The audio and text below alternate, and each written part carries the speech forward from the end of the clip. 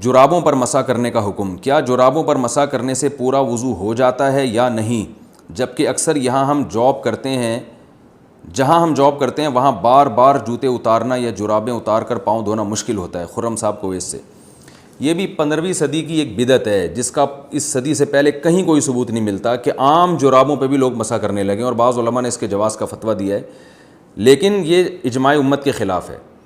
چاروں اماموں کا اجماع ہے کہ موزوں پر مسح کے لیے کچھ شرائط کا پایا جانا ضروری ہے، اور ان چاروں فقہ کے نزدیک یہ جو آج کل جو ساکس ہم پہنتے ہیں ان پر مسح بالکل جائز نہیں ہے۔ اس کی بڑی وجہ یہ ہے کہ جتنی احادیث، قرآن نے سب سے پہلے پاؤں دھونے کا حکم دیا ہے، اور یاد رکھیں جب قرآن میں کوئی حکم آتا ہے تو اس حکم سے اختلاف کرنے کے لیے کوئی بہت مضبوط اور واضح دلیل ہونی چاہیے۔ تو خفین کے بارے میں تو دلیل واضح ہے، خفین کہتے تھے چمڑے کے موزے، تو چمڑے کے موزے یا وہ موزے جو چمڑے جیسے ہوں جن میں پانی نہ جاتا ہو، یا وہ شرائط جو فقہ کی کتابوں میں لکھی ہوئی ہیں۔ تو قرآن نے چونکہ پاؤں دھونے کا حکم دیا، اگر قرآن میں حکم نہ ہوتا پھر ہم کہیں سے بھی کوئی بھی روایت ملتی ہم لے لیتے، لیکن قرآن نے چونکہ پاؤں دھونے کا حکم دیا ہے واضح لفظوں میں،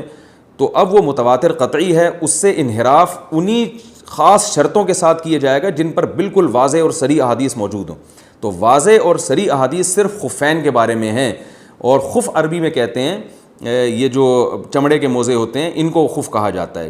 اسی طرح بعض لوگ کہتے ہیں کہ جورب کے بارے میں، جورب بھی حدیث میں آتا ہے کہ نبی صلی اللہ علیہ وسلم نے جورب پر مسح کیا۔ یاد رکھیں نبی صلی اللہ علیہ وسلم کے دور میں یہ والے جورب تھے ہی نہیں، یہ جو ہم موزے پہنتے ہیں نا بوٹ کے میں، جس سے جو پہلے بوٹ میں یعنی جو پہلے اوپر بوٹ پہنے جاتے ہیں جوتے اور اندر جو باریک موزے پہنے جاتے ہیں، یہ نبی کے دور میں تھے ہی نہیں، تو نبی ان کے بارے میں فرمائیں گے کیسے؟ صحابہ کرام جو موزے پہنا کرتے تھے وہ تو جوتوں کے بغیر بہت لمبی اس میں وہ پیدل چلا کرتے تھے، بہت لمبی واک کر سکتے تھے، وہ اس میں سفروں پہ چلے جایا کرتے تھے وہ موزے پہن کے۔ تو یہ جو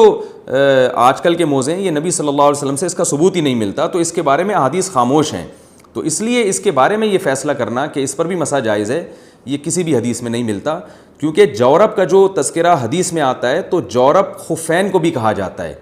یعنی جو جس کو خف کہا جاتا ہے نا، جو چمڑے کے موزے ہوتے ہیں یا چمڑے ٹائپ کے موزے ہوتے ہیں، تو جورب اس کو بھی کہا جاتا ہے۔ تو آپ جورب سے یہ والے جورب مراد لے لیں، یہ کسی امام کا مذہب نہیں ہے، نہ اسلاف میں سے کسی ایسے امام سے ثابت ہے جن کی امت میں اتباع کی جاتی ہے۔ تو یہ آج کل ایک نیا فتویٰ آیا ہے جو چاروں مذاہب کے بھی خلاف ہے اور قرآن و سنت کے بھی خلاف ہے، اس لیے ہماری رائے میں اگر امام نے ایسے موزوں پر مسح کر کے نماز پڑھائی تو وہ نماز ادا نہیں ہوگی، آپ کو نماز لوٹانی پڑے گی۔ میں اس پر انشاءاللہ مزید ڈیٹیل سے کسی اور وقت میں مزید جو ہے وہ تفصیل سے میں بیان انشاءاللہ ریکارڈ کرواؤں گا، فی الحال اتنا ہی کافی ہے۔